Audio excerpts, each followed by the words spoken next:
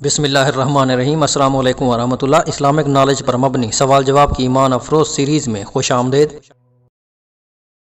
سوال نمبر 1، کسی کا مذاق اڑانا کتنا گناہ ہے؟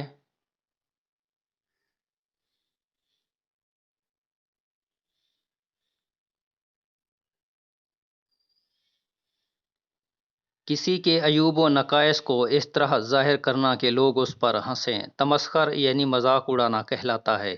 اس کے لیے کبھی تو کسی کے قول و فعل کی نقل اتاری جاتی ہے اور کبھی اس کی طرف مخصوص انداز میں اشارے کیے جاتے ہیں۔ یہ اس لیے ممنوع ہے کہ اس میں دوسرے مسلمانوں کی تحقیر اور اہانت ہے۔ رب تعالیٰ فرماتا ہے، اے ایمان والو، نہ مرد مردوں سے ہنسے، عجب نہیں کہ وہ ان ہنسنے والوں سے بہتر ہوں، اور نہ عورتیں عورتوں سے، دور نہیں کہ وہ ان ہنسنے والیوں سے بہتر ہوں۔ حضرت حسن بصری رحمۃ اللہ علیہ سے روایت ہے کہ رسول صلی اللہ علیہ وآلہ وسلم نے فرمایا، لوگوں سے استہزاء کرنے والوں کے لیے روز قیامت جنت کا ایک دروازہ کھول کر کہا جائے گا، یہاں آ جاؤ۔ جب وہ پریشانی کے عالم میں دروازے کی طرف دوڑ کر آئیں گے تو دروازہ بند کر دیا جائے گا۔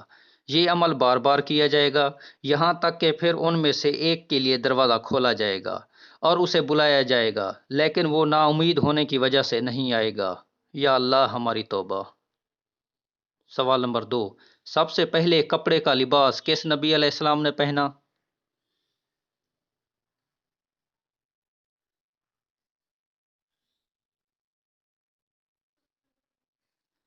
حضرت ادریس علیہ السلام وہ پہلے نبی ہیں جنہوں نے کپڑا سینا ایجاد کیا اور سب سے پہلے کپڑا پہنا۔ آپ علیہ السلام سے پہلے لوگ عموماً جانوروں کی کھالیں بطور لباس استعمال کرتے تھے۔ سوال نمبر 3، اسلامی تاریخ میں سب سے پہلے جائیداد کس صحابی رضی اللہ تعالیٰ عنہ نے بنائی؟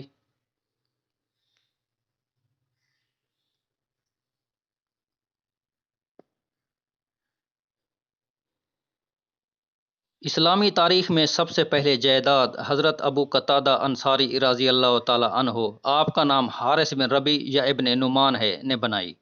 آپ رضی اللہ تعالیٰ عنہ کنیت سے زیادہ مشہور ہیں۔ ان کا لقب فارس رسول اللہ ہے۔ آپ رضی اللہ تعالیٰ عنہ اپنے وقت کے بہترین شہ سوار اور تیر انداز تھے۔ آپ رضی اللہ تعالیٰ عنہ پہلے صحابی ہیں جنہوں نے مال غنیمت بیچ کر اپنے لیے ایک باغ خریدا اور اسلامی تاریخ میں جائیداد بنانے کی مثال قائم کی۔ تقریباً 150 احادیث مبارکہ آپ رضی اللہ تعالیٰ عنہ سے مروی ہیں۔ سوال نمبر 4، قیامت کے دن نیکیاں اور گناہ کس شکل میں ہوں گی؟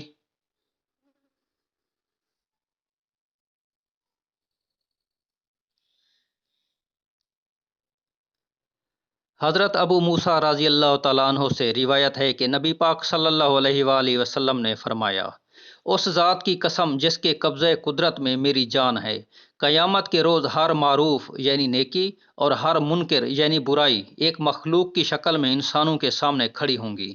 نیکیاں اپنے اوپر عمل پیرا ہونے والوں کو خوشخبریاں دیں گی اور گناہ اپنے اوپر عمل پیرا ہونے والوں کو دھکے دیں گی، لیکن وہ ان سے چمٹیں گے، ان سے عشق کا مظاہرہ کریں گے۔